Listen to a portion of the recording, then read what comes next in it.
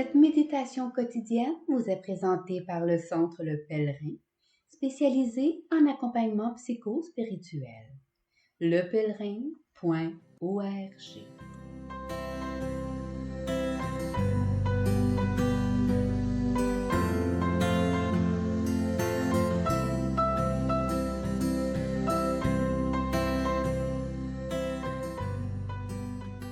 Évangile du mercredi 1er février. En ce temps-là, Jésus se rendit dans son lieu d'origine, et ses disciples le suivirent. Le jour du sabbat, il se mit à enseigner dans la synagogue. De nombreux auditeurs, frappés d'étonnement, disaient « D'où cela lui vient-il? Quelle est cette sagesse qui lui a été donnée et ces grands miracles qui se réalisent par ses mains? N'est-il pas le charpentier, le fils de Marie et le frère de Jacques, de José, de Jude et de Simon? Ses sœurs ne sont-elles pas ici chez nous? » Et ils étaient profondément choqués à son sujet. Jésus leur disait « Un prophète n'est méprisé que dans son pays, sa parenté et sa maison. » Et là, il ne pouvait accomplir aucun miracle. Il guérit seulement quelques malades en leur imposant les mains. Et il s'étonna de leur manque de foi. Alors, Jésus parcourait les villages d'alentour en enseignant.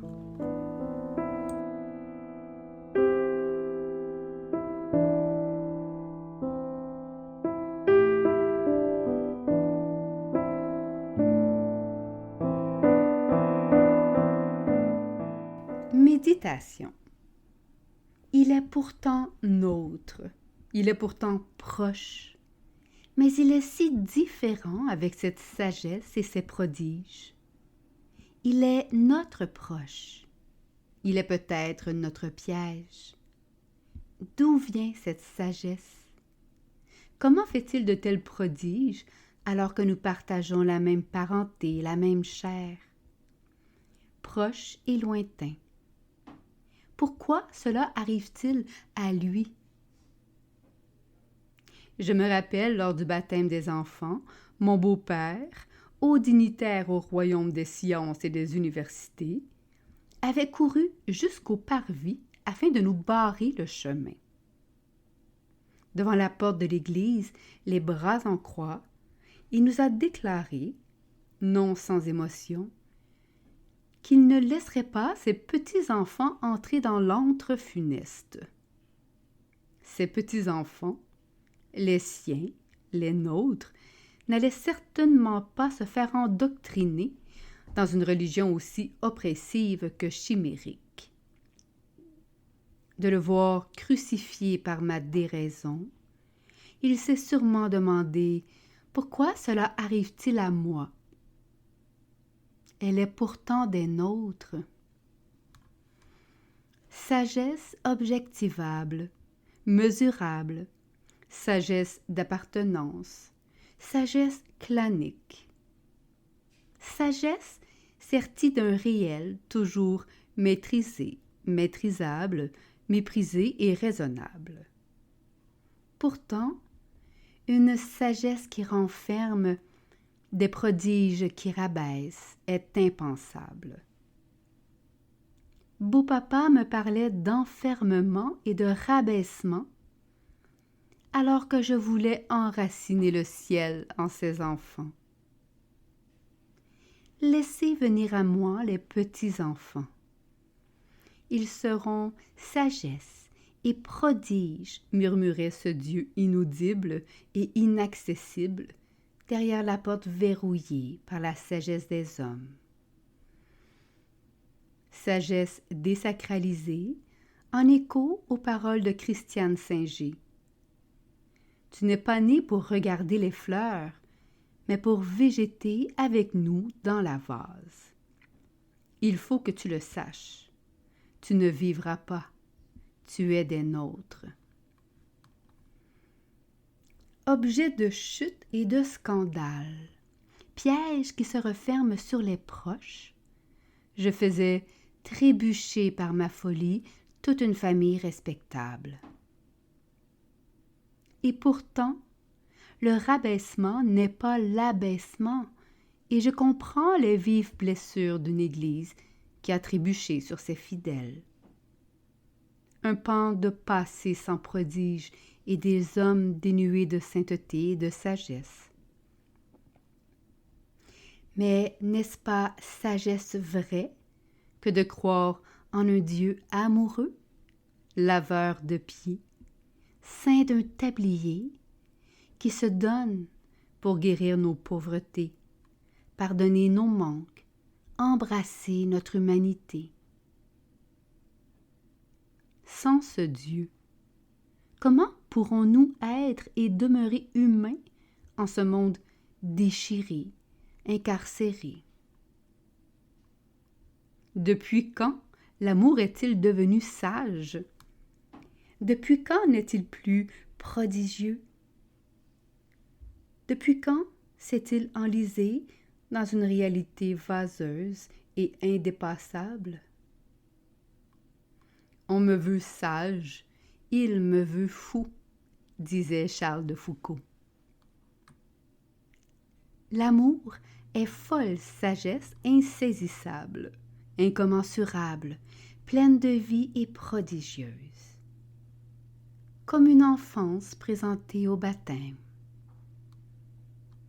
Les instruments du laboratoire réputé de mon beau-père, l'emprise des avancées technologiquement vertigineuses ne pourront s'emparer de cette sagesse sacramentelle, car elle n'est pas fixée en ce monde, fossilisée dans le réel. Où trouve-t-on la sagesse? En quel lieu est le discernement? Demandait Job à Dieu. Elle n'est ni dans l'abîme, ni dans la richesse et le précieux. L'homme n'est pas dans l'intimité de sa valeur, et elle ne se trouve pas sur la terre des vivants. Quand Dieu a pesé le souffle, il a remarqué la sagesse. Il lui a donné l'existence. Elle est mouvement de son esprit qui porte la vie, qui réveille le créé et souffle l'amour à travers nos ouvertures, fenêtres et blessures.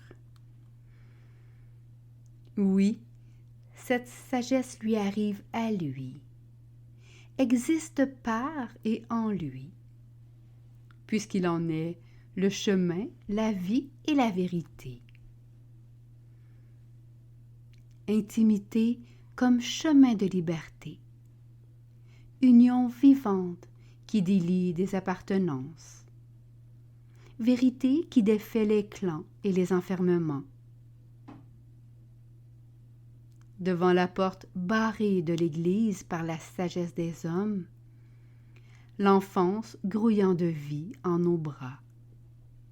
Dieu nous a fait signe de le suivre, faire un pas de côté. Il nous a ouvert sagement la petite porte étroite de la sacristie. Méditation écrite par Barbara Martel.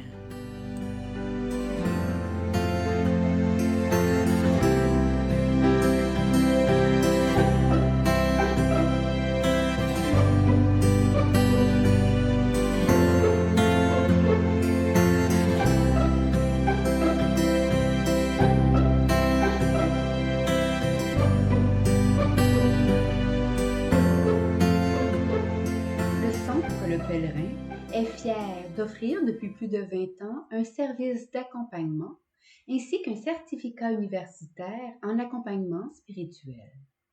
Tous nos services sont offerts en ligne. Nous sommes situés à Montréal, au pied de l'Oratoire Saint-Joseph. Le Pèlerin, le savoir intérieur qui transforme la vie. lepèlerin.org. Page Facebook Centre Le Pèlerin.